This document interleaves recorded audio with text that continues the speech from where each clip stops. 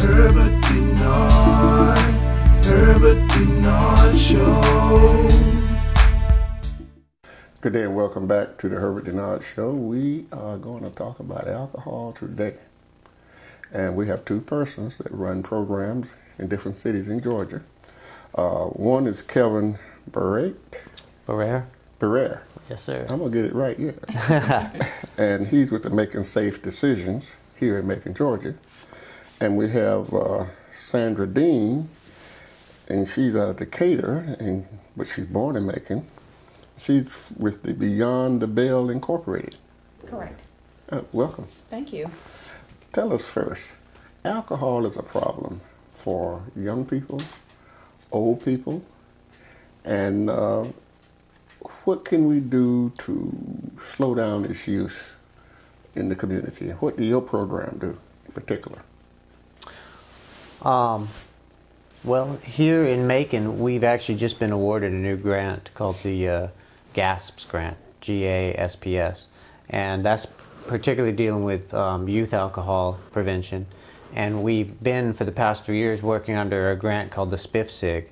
And for that, our focus has been on drinking and driving, mainly focusing from 24 to 44-year-olds. We've done an extensive data needs assessment here in the community, and kind of found what strategies would fit best with our community. Increased sobriety checkpoints are one of the main things we've done. But we're just now starting to implement some of our youth strategies under this new grant. And Sandra can probably speak better to that because she's already been working with the youth strategies, and we're kind of working together and to kind of get best practices from other communities and bring them here into our community to see what works. So we're probably going to work with Sandra and do some similar strategies that she's doing there, and she could probably speak to some of those that she's doing up in Decatur. Sandra Dean, what are you doing in Decatur, Georgia? In Decatur, actually DeKalb County, not just Decatur, we are working with youth on Countywide? Pretty much so. We have some targeted communities that raised some issues when we did a needs assessment, so we focused on those particular communities. That means that youth were able to get alcohol freely. They had no problems getting it. They were using it at an alarming rate, so we're focusing on those particular areas. But what we do, like Kevin, we did a needs assessment in the community, and we found out all those things that were going on. Then we formulated programs around those issues so that we could address the underage drinking issues in DeKalb County. Do a lot of people in DeKalb County, maybe even across the state, maybe across the country, that are underage are drinking alcohol? Yes, it's alarming, and people would just be, it's astounding to me, the way that our youth are drinking alcohol. And it's not just because it's against the law that we're concerned, it's because of their health. It affects them because their brains are not developed. So it affects their learning ability, their abilities to get into colleges and get jobs. So we're focusing on the whole family. When we deal with underage drinking in DeKalb County, we provide programs for parents so that they can see what the issues are, and we also provide safe havens for children. How do you prevent this? How do you slow it down, this underage drinking? And, you know, unfortunately, we had to get law enforcement involved. We have to set up sting operations in the communities to make sure that adults are not providing alcohol for youth, and they are. Any store on any corner in DeKalb County, you can take a youth there and they can get someone they don't even know to purchase alcohol for them. So unfortunately, we had to get law enforcement involved, and they do make arrests in DeKalb County when that happens. You want to lock them up? We don't want to lock them up. You don't want to lock them up? We don't, but we do not want them to harm our children. Okay, so one of the things you're doing is you're doing some checks on people that are buying alcohol for young people. Yes, and it's called shoulder tap. And what that means, the kids work with VICE, with the VICE unit of DeKalb County Police Department, and some of our city police too. And they lauder and convenience store yards and go up to strangers and ask them to buy alcohol. And if they do, then that person is arrested by a marked police car. The undercover officers that we work with do not ever show their faces. They call in the marked cars. It's very sad because we did one on December 21st right before Christmas, and 14 people were arrested. 14, so that ought to kind of scare people from doing it. It should scare people from doing it, but if we go the next week and do the same thing, unfortunately, it happens again. So, what will you be doing here in Macon? Well, one interesting thing that we've been seeing, looking at some statistics and research, is that parents by far, are by a huge percentage, are the #1 influence on youth about their drinking. How? Like 70% more. So parents, meaning the influencing by their example, by the rules and regulations that they lay down. A lot of parents feel that they'll provide alcohol for their kids in their home because, hey, they're going to be drinking. It's safer if I know they're at home. At least they won't be out on the roads or driving. But the problem with that is when you allow the kids to drink at all, you're sending the signal that it's okay. When the reality is there's a reason why you're not supposed to drink till you're 21, is that it affects a lot of your development. You have a greater chance of becoming an alcoholic. A lot of other problems can set in, and your brain, like Sandra said, is not fully developed. So we're not saying don't drink alcohol, but just do it responsibly if you're over 21 and don't drink and drive. That's our main focus. We're not prohibitionists or anything like that. But we want to say, okay, what's going to actually help this? And in the stuff we saw, teachers had almost no effect on kids' alcohol, whether they drank or not. Friends, a very small amount, 8 to 10%. Parents, 70 to 80%. And parents don't realize sometimes the amount of effect they have on what they say and the power it has over their kids. And they have to really, like there's a campaign that's called Be the Wall. They have to really be the wall. Lock up their liquor, be a good example to their children, and don't count on their friends or the school to do that job for them. How about beer in the refrigerator? Is that a no-no? Is that okay? Well, and you have children in the house. Again, though, it goes back to what kind of relationship do you have with the kids? Are they drinking or not drinking? Are they gonna listen to you? But again, the adults can drink. They have to be able to separate the line between, hey, I'm an adult, this is mine, this is what we can do, and what the children are supposed to do. So you think that if an adult has liquor in his house, a bar in the house, have drinking available in the refrigerator, and when the parents are sitting down there and they are drinking and having a nice time and they're laughing and all that, right? Do you think that have an effect on the children that are there in the household? Well, I think it does, and it also has the same negative effect. When you say parents are sitting down and enjoying their drinks. Also, I hear a lot of stories from youth of a lot of negative things that they see when they've had experiences with their parents being alcoholics or drinking, and violence and a lot of other things that happens when people drink too much or binge drink or have problems with alcoholism. It's a very addictive drug, and it's also more dangerous than all the other drugs combined, all the other illegal drugs combined. What about Sandra Dean? I agree with what Kevin said, and that's why in DeKalb we do parenting programs too. It's called Strengthening Families. It's a curriculum where it's a 7-week curriculum that we pretty much mandate that the parents of the children in our after-school program attend, and we also make it available for other community members. It teaches parents their responsibility. It's an open conversation, pretty much like we're having now, but it lets them know the influence that they have on their children. And it goes back to how much parenting you're doing as to whether your child's going to open that refrigerator and get that beer out. Because in some homes, you can have it there and the children won't touch it. But I've heard people say that most of the time that children have their first drink is in their house. That's true. Statistically, that's true. So what can we do to kind of prevent that from happening? The relationship with your child. You have got to have a good relationship with your child. You've got to set boundaries, and you've got to stick to those boundaries. You've got to have consequences, and you've got to stick to those. Because we're not advocating that adults do not keep beer in their refrigerator. That's not what we're saying. It's just you've got to have control over what your children are doing. And also to be realistic, like Sandra mentioned before up in Decatur, and I've heard the same thing from kids here, they can get alcohol if they want to get alcohol.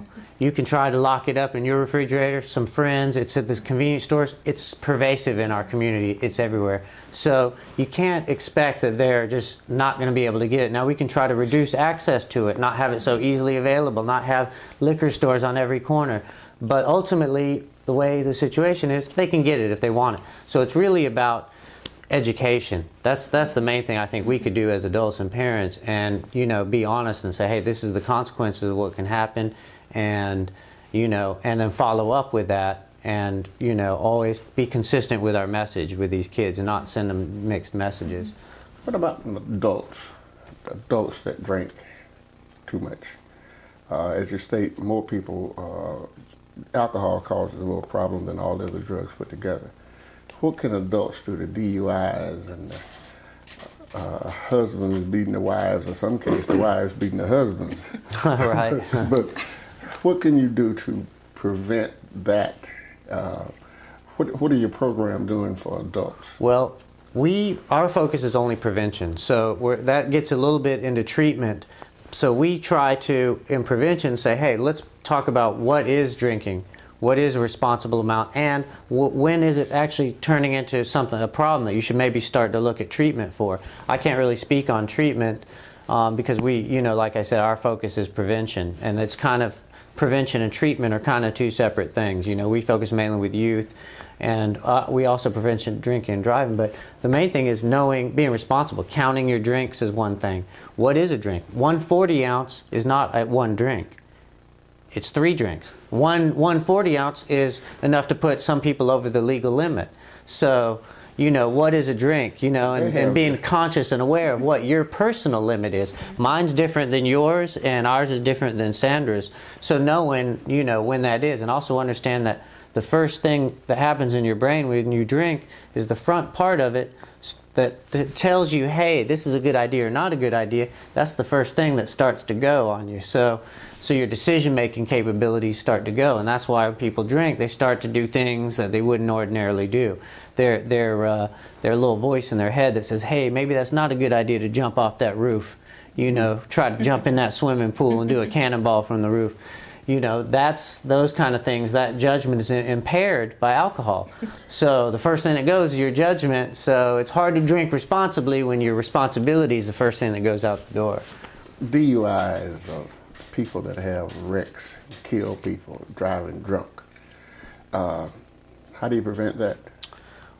That's a great question. And the reason we got the specific grant was Bibb County was rated as the highest contributor county in the state. For alcohol-related crashes and fatalities. A lot of people didn't know that, and part of the thing we try and do, we've done PSA campaigns, and the main thing is sobriety checkpoints, telling people to be aware of their limits, trying to do education for bartenders of not selling to already inebriated people.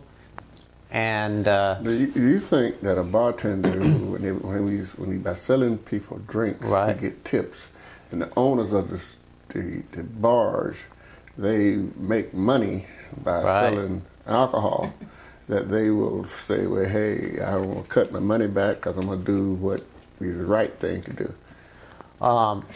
Well, some of them actually, a lot of them do want to do the right, but you're right, a lot of individual bartenders and people like that, and what they don't realize is that they could be liable in certain situations. For if you serve somebody that's already intoxicated and they go out and kill somebody, you could be liable for that. There's already things that are on the books that are against the law that people aren't aware of, like selling to an intoxicated person. If somebody goes in a convenience store and they're stumbling around and they sell it to that person and they go out and kill somebody, that convenience store person who sold it and the store owner is liable for that. So there are consequences to that. And a lot of times, those are the only things people will respond to. But this is something that affects everybody, and that's the issue with drinking and driving. You're drinking out on the road. You could be killing my family, your family. That's something that's not just what happens in your own home and what you do. And that's when you're really crossing the line with drinking and driving, because you're putting everybody in the community in danger, including yourself. So, when people are drinking, they tend to have a good time. They're laughing. Everybody's just happy and smiling, They just seem so happy. Right. But And so how do you change that? education, you've got to let them know they've got to find another way to laugh and have fun. And here again, we're not advocating that adults should not drink, but you got to drink responsible. Whatever that means to you. It's different for you than it may be for me, but you got to know when it's time to stop. And that's one of the reasons our program in DeKalb do the parenting piece, because although we work with underage drinking, the parents play a big role in that, so we provide some outlets for them too. Show them. We have doctors come in, we have attorneys come in, and talk to them about the effect on their children, and show brains where alcohol has affected the brains. We try to just be visual with things like that. So we just got to get the word out, and then ultimately it's your responsibility to decide if you're going to do the right thing. They have a form of malt liquor that's strong. It's not like the Miller Lite or the other drinks out there. They have some, I think they call it double deuce. It's got a heavy Right, content. got a little more kick to Yeah. it. It's got some real kick to it. Right. And if you drink that and you hadn't had very much to eat, it won't take as much to take you out. Right, and that's another thing. We've moved to drinks that are stronger, a lot bigger. You know, the drinks aren't the same as just a regular can of beer. And that's, part of being aware of, how much you're drinking, and eating goes into it too, and your weight and all those things. And, that's just about all of us having personal responsibility. We got to know, we know what's going on with our own bodies, and we got to be in control of that. And if you can't be in control of that, you mentioned having a good time. I think we have a good time out at a bar. We're with our friends and we're laughing, or we're at a restaurant, we're at a concert. And we equate that because people drink at all those things. But I don't think it's the drinking that's causing the good time. It's that, we can be out hanging out with our friends and doing stuff. And sure, having a couple drinks, and there's nothing wrong with that. And we are definitely not saying that. But the problem is, what you don't see is the bad side. They only show you, on the TV commercials, all you see is the glamour of it. What about all the domestic violence, child abuse? What about alcoholism? That over 50% of the alcohol that's sold is sold to alcoholics. Social drinkers and occasional drinkers drink a small percentage of the alcohol that's sold on the market. That's something interesting that I just learned. So, that's the part that they don't talk about. Yeah, social drinking, go out doing that is fine, but alcohol is such a dangerous and addictive drug that it's a problem for all those other people that can't just do it socially. So. Okay. Last from Sandra then, what do you do? Briefly, just tell us, what message do you want the public to know? I want the public to know that in DeKalb, I'm speaking, it's a problem. Underage drinking is a serious problem. Like Kevin mentioned, a high contributing factor in BILP was crashes, and DeKalb is underage drinking. And we weren't just given these contracts by the state to just go out randomly. We had to actually address the issues that were prevalent in our county. And I want people to know that we've got to help our children. We've got to stop making it accessible to children to use alcohol. We've got to have other outlets for our kids other than alcohol. And probably not only in DeKalb County, but if you'll be sitting up with the police, a sting operation to catch them selling drinks to underage people. And some of them will go to jail and have to pay fines and whatever. Right. And yours is basically the same thing for underage drinking? Well, we're actually just now looking at our needs assessment and what kind of we're going to implement. We just got a new grant dealing specifically with youth, so we've been working with the drinking and driving and that campaign for the past 3 years. So this is something new. We're looking at other groups like Sandra to see what we're going to implement in our community. So we've got data, we're doing the needs assessment, and then we look at some sort of plan that's already been evidence-based to work in another community.